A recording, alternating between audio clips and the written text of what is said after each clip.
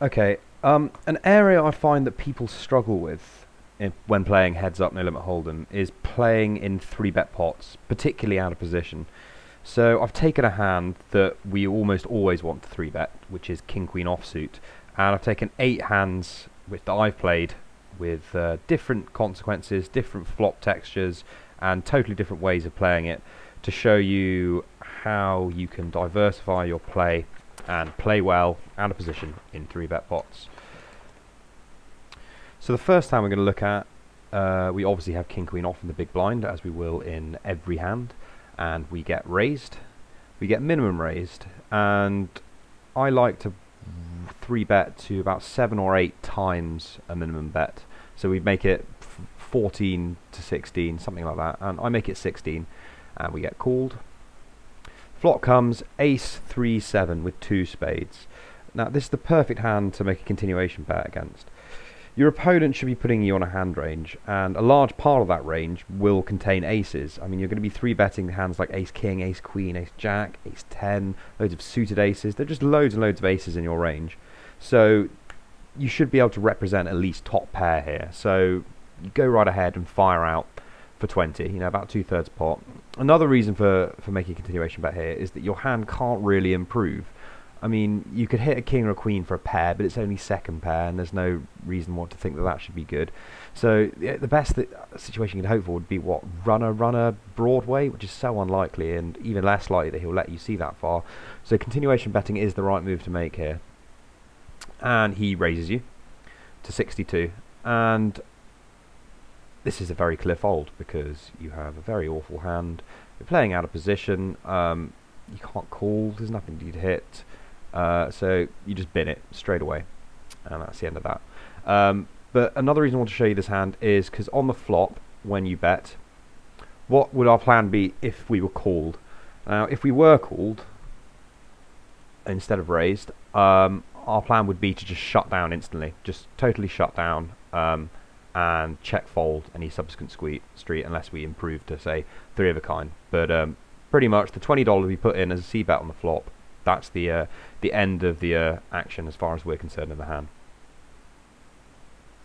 This second hand's a little bit more interesting. We get raised to 3 times the big blind, and we 3-bet to 22, and are called.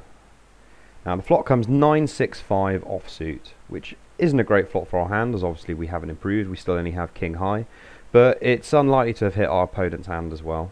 So we fire out a c-bet to try and win the pot right here as a bluff, and he just calls. Now the fact that he just calls tells us a lot about his hand.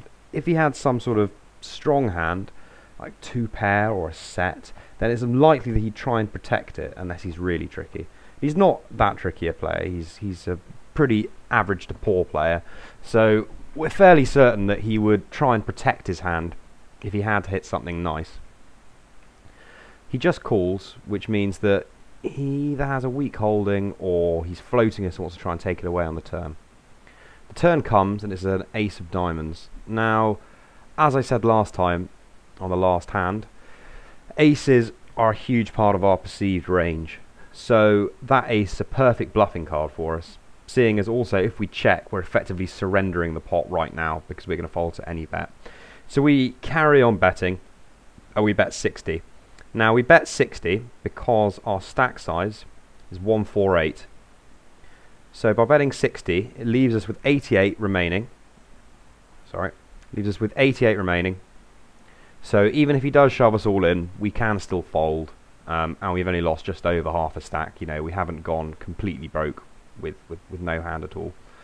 But he just calls again, which is very odd because, again, there are so many draws coming out here that he really should want to protect his hand.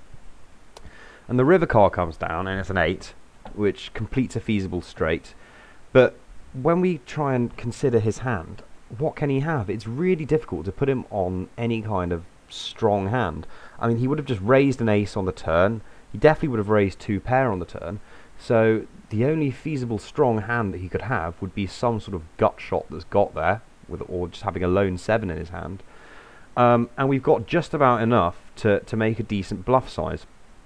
What's more, the bluff only needs to work about 1 in 3 times to show a profit. So we go ahead and jam, and he folds. And I think that's a pretty well played hand all round.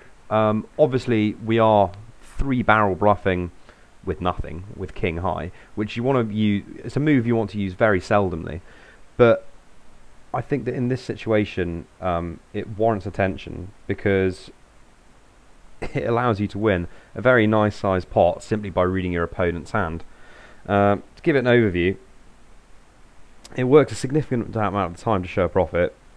It keeps a lot of the pressure on your opponent, and it keeps your image of a strong, aggressive player that won't back down in his mind. In hand number 3, we're going to look at a flop that we actually hit instead of having to try and bluff.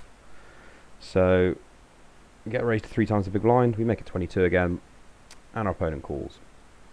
Flop comes down, queen 3-10 with 2 clubs, so great flop for us, and we bet the same amount that we would do if we'd missed, 26. It's a very nice number. And our opponent just calls. The turn comes a 5. Now we fire again, and our opponent calls again, and the river comes a 7. What has the action so far told us? The board is quite drawy. There are 2 clubs, Jack King, Jack 9. Were both straight draws on the flop. So if he's called with draws, then he will have missed. It would have been more likely for him to raise with a draw, though. That's a common trait that you see in heads-up 3-bet pots. Is if someone flops some sort of a strong draw and they face a c-bet, they tend to just bang in a big raise and win the pot right there. But also, they've still got a bit of equity if they get called. So I don't think he has a draw. But even if he did have a draw, none of the feasible ones have got there. I mean, there's no straights possible. So trying to think of what he could have. He could be getting very cute with a set or 2 pair, but the only likely 2 pair hand he could have would be queen 10. Ace queen obviously beats us, but I think he might have raised somewhere down the line with ace queen. So I don't think we shouldn't be afraid about value betting this river whatsoever, because there are a lot of worse hands that he will call with. So we do shove them all in, and he calls. And he has ace 10 off. So pretty diabolical play from him there, but there are a lot of worse hands that sorry, a lot of better hands than ace 10 that he'll call us down with there. I mean, queen jack is in a really tough spot. I possibly might call down with queen 9. And the thing is, if you triple barrel bluff like we have in the last hand, you need to be able to triple barrel with not just the nuts, but with hands that have a slim amount of value, so it balances your range nicely. Hand number 4, we go back to missing the flop again.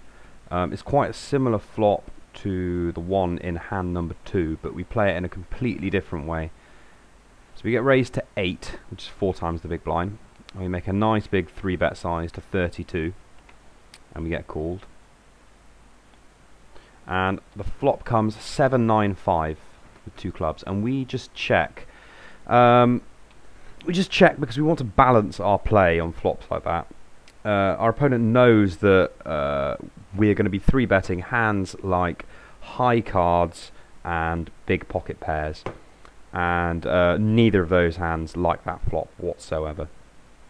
We could obviously be looking to check raise maybe with an ace king suited. Some ace king of clubs, I mean, something along those lines. But we just check and try and keep the pot nice and small, and see what he does after we check to him.